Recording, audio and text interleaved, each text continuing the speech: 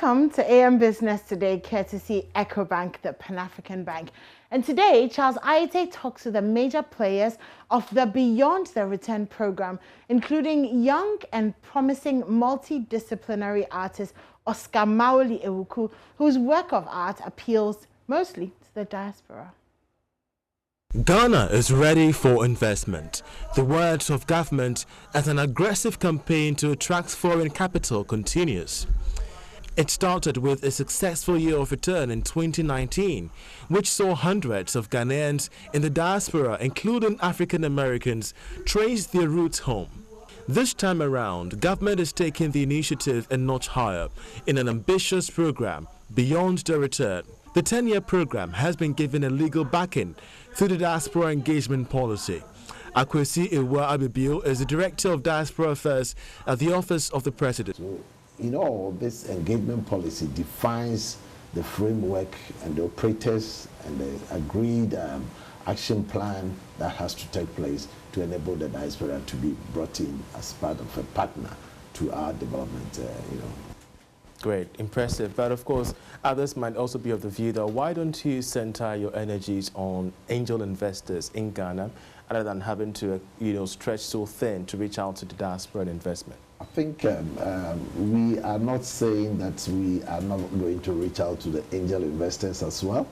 These two things are not mutually exclusive. That means that you can do both. You really have an asset outside of your borders that you can reach out to.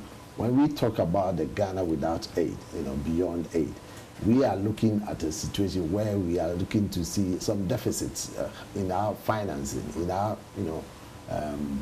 investments, and therefore we need to look beyond, that initiative to see how we can reach out to people that have got interest in Ghana. They are Ghanaians. They happen to just be outside of the borders of the country. And for the historical Africans, for those who are showing interest in coming back to Africa, they present an opportunity, a potential to tap into. So I see those two things working together. The angels aspect of reaching out to, partners and working with them is all, in the same bowl. And we are looking to, have a nice soup. The coronavirus has had a toll on tourism. Ghana is no exception, as the tourism sector lost billions of cedis to the pandemic. Akwesi Abibio says there is a plan to deepen interest. This ending of this month would be the beginning of Panafest. We are again expecting people to start streaming in, gradually. It looks like once travel restrictions have been lifted in the US, and we also have a very good record of our management of the COVID, people have got the confidence that they should be coming back to us, and that we should also be putting in the measures that will enable us to contain any future outbreak. That is the key thing for us. With the meeting of the management of the COVID team on a regular basis to assess the situation and to review what has to be done, we have every confidence that we can manage going forward. Of course, that's what we are all aiming at, to bring them back anyway. So, but do you have a plan? Yeah, that is what we are talking about there. This whole diaspora engagement policy is, and part of this Beyond the Return is to fashion out some concrete plans that will deal with these issues. As government embarks on an ambitious Beyond the Return initiative to woo diaspora investment, a Ghanaian in the diaspora, Francis Flair, who is a customer service specialist based in the U.S., says the success of this program rests on how strict and impressive customer service will be in the country. I sat with him for a discussion on customer service through the eyes of the diaspora. It's only in Ghana the business think they're doing the customer a favor. But if you are there for the customer, you care about them, they will even care about you more, right? I know customers who just come in to do business because they knew the business was struggling. They want the business to be around when this was over. So yes, they may not have laid off employees as much as they did, but customers are going to do whatever it takes to keep the brands they love. And that's why you have to be looking for loyalty, not satisfaction. Great. So I want us to end this discussion on a broad perspective.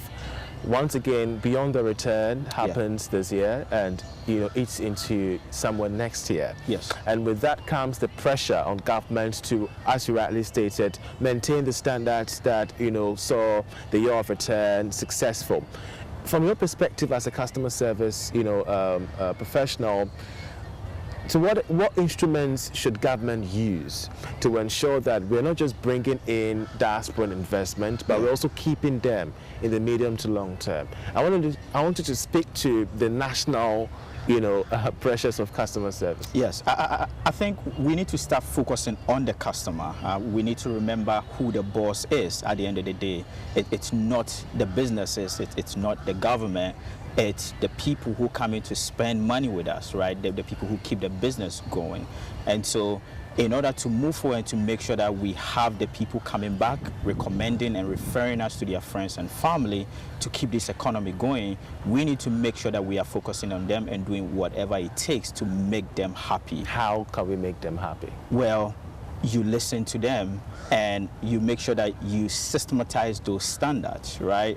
It cannot be one of those things like flavor of the month, right? We just did it for this time alone.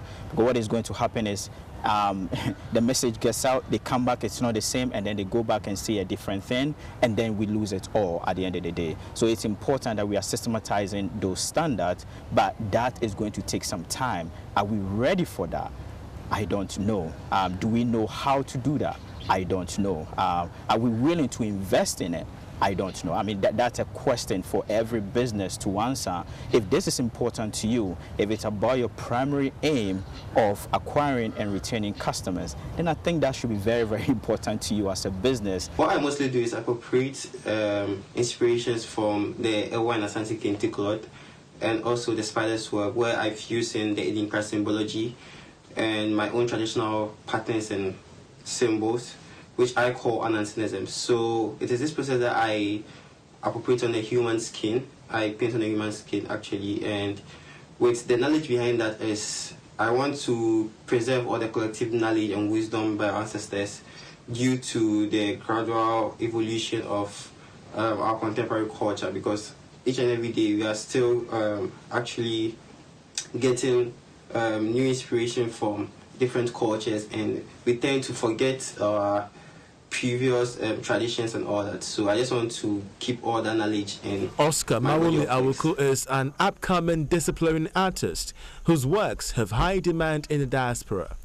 Being an expressionist artist, Mawuli details how economic paths for the industry will be created through the Beyond the Return program. The Beyond the Return should throw more light to artisans or artists on the continent, because it shouldn't purposely be about the cultural performances, but if artists are given a chance to actually perform, because performance actually cuts across all aspects of the arts. So if we are given a chance to actually perform, it's going to bring out a great excitement to not only the cultural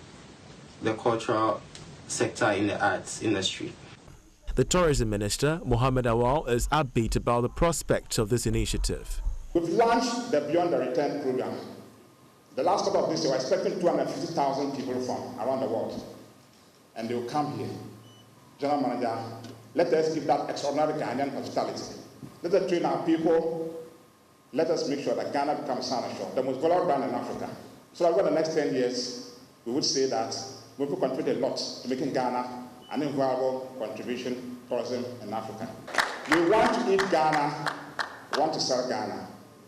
As a ministry, as governments, we embark on a domestic tourism drive to bring a lot of people, Ghanaians, to go around. I want to urge you and to entreat you that help us get Ghanaians to around. Close to $3 billion was gained from the Year of Return in 2019. Amid the coronavirus pandemic, Akwesi Ewia Abibio is hopeful the 10-year Beyond the Return will rake in triple what was gained in 2019. I'm excited that we have the opportunity to do this once more for the next 10 years. And that we have a team in place, and that we are going to be engaging the diaspora, and they should look forward to us coming up with programs that will really excite them to come over. But we are not just looking to see that they come over and just go back, but they have repeated visits and that they invest in Ghana, that they eat Ghana, wear Ghana, you know, drink Ghana, everything Ghana continues to be the agenda. I think with our current level of development, with us remaining, you know, the best place to invest in Africa, not just in Africa, possibly with the best growth of, you know, our economy, we provide opportunities for investors to have a look at what we are doing and to be part of it. With all the discoveries that we are making in our lithium, you know, fields and, you know, oil fields, and with a vast sector of the agricultural land that is begging for us to fully utilize it, with all the technologies that are available that are going to enable the diaspora to do virtual farming. We are entreating the people in the diaspora to be part and parcel of this forward journey. For Joy Business, I'm Charles Aite reporting.